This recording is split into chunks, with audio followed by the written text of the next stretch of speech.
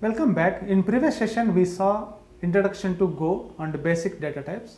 In this session we will see more details about data types and variable declaration and kind of variables how we can declare and how we can use it in the programming. Let's talk more about Golang data types and variables.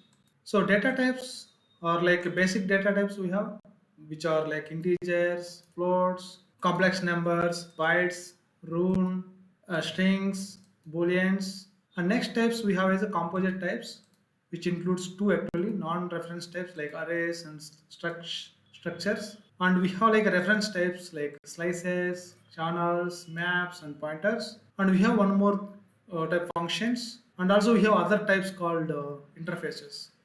And these data types has default values for each type, like integer will be 0, float will be 0.0, complex numbers will be 0 real and 0 imaginary, byte will be 0, rune will be 0, string will be empty string, boolean will be false, map will be nil, channels nil, interfaces nil, slices nil, and pointers also nil. Coming to variables basically, if you see like a memory will be like this in the RAM, and if you create any variable which allocates some memory space in the memory, and you can name that variable, like you can access that variable which can be used like a name, and also you can select any type actually.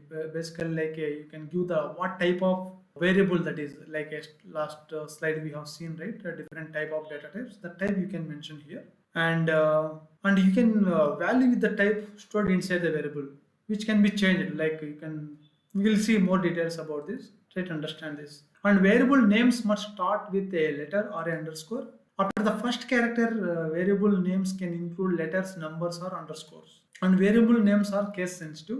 To avoid using reserve keywords like such as if else, where, many other keywords. And also use like camel case or Pascal case for variable names. Camel case starts with a lowercase letter and each subsequent word begins with a capital letter. And Pascal case starts with an uppercase letter and each subsequent word begins with uppercase letter.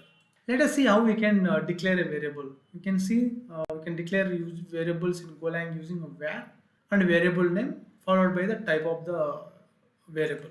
Similarly, as we discussed earlier, it will be occupied in the location in the memory, and which is the name of that location is the name, and it is a static type integer, and value with a type 0 int actually. It's actually default, it is a 0 value for the integer. So acceptable like variable names could be like var, speed, int. You can initialize values. We'll see with example, and you can write a capital letter S and use start with underscore. Even you can use like Unicode characters as a variable names, and invalid variable names also.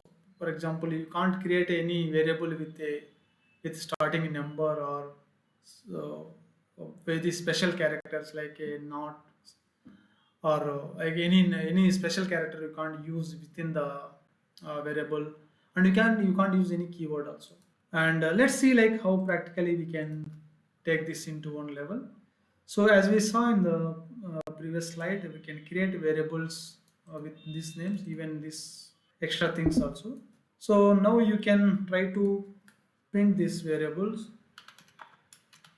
So if you execute these things, if you see even for a Unicode character also, it will try to print it actually, right? You can see that values is printed, even this variable treated as a valid variable, basically Unicode variables.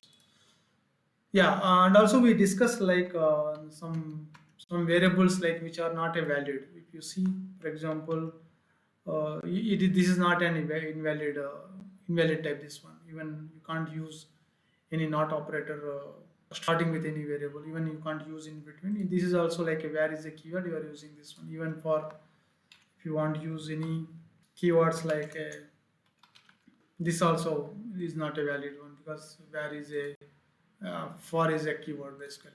So that's it about this chapter.